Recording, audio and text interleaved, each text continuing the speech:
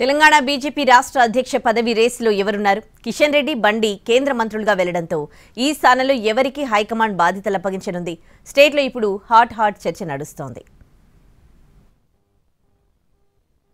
గతంతో పోలిస్తే తెలంగాణలో కమలదళం బాగా బలపడింది.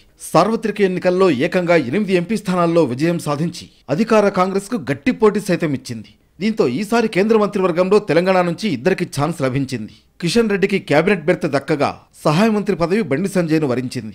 ఈటల, డీకే అరుణ పేర్లు కేంద్ర మంత్రి పదవుల విషయంలో చర్చకు వచ్చినా మొదటి నుంచి పార్టీతోనే ఉన్న కిషన్ రెడ్డి, బండి సంజయ్లను మోడీ ఎంపిక చేసుకున్నారు. పార్టీ కార్యకర్తలకు ప్రాధాన్యత ఉంటుందన్న సంకేతాలు ఇచ్చారు. కిషన్ రెడ్డి మరోసారి కేంద్ర మంత్రి కావడంతో ఆయన వారసుడిగా ఎవరిని ఎంపిక చేస్తారన్న చర్చ పార్టీలో జోరుగా జరుగుతోంది.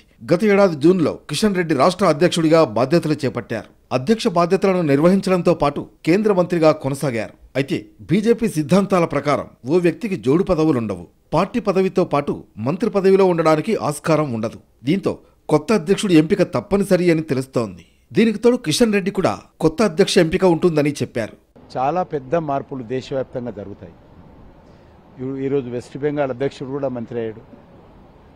అదేవిధంగా ఈరోజు చాలా రాష్ట్రాలలో కూడా పార్లమెంట్ ఎన్నికలు జరుగుతున్నాయి కాబట్టి చాలా రాష్ట్రాల్లో ఎక్స్టెన్షన్ ఇచ్చి అధ్యక్షులను పెట్టాము. కాబట్టి ఈరోజు అనేక రాష్ట్రాల అధ్యక్షులు జరుగుతారు, సంస్థాగత మార్పులు జరుగుతాయి.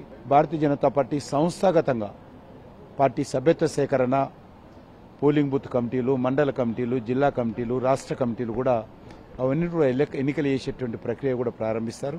జాతీయ అధ్యక్షుడు జేపీ నడ్డా కూడా కేంద్ర మంత్రివర్గంలో చేరారు. కొత్త జాతీయ అధ్యక్షుడు కూడా రానున్నారు. జాతీయ అధ్యక్షుడు ప్రకటన తర్వాతే రాష్ట్ర అధ్యక్ష ప్రకటన ఉంటుందా లేదా ముందే ఉంటుందా అనే చర్చ పార్టీలో జరుగుతోంది. ఇక కొత్త అధ్యక్ష పదవి రేసులో ఎవరు ఉన్నారు అనే డిస్కషన్ కూడా పార్టీ వర్గాల్లో నడుస్తోంది. పలువురు పేర్లు తెర మీదకొస్తున్నాయి. పార్టీ ఎమ్మెల్యేలు, ఎంపీల్లో ఎవరో ఒకరు రాష్ట్ర అధ్యక్షుడు అయ్యే అవకాశం ఉందని ప్రచారం జరుగుతోంది. అయితే ఈటల రాజేందర్కే పార్టీ రాష్ట్ర అధ్యక్షుడు అయ్యే అవకాశం ఎక్కువగా ఉందని సమాచారం. ఈటల కూడా ఆ పదవిపై ఇంట్రెస్ట్తో ఉన్నారన్న అభిప్రాయం వ్యక్తమవుతోంది.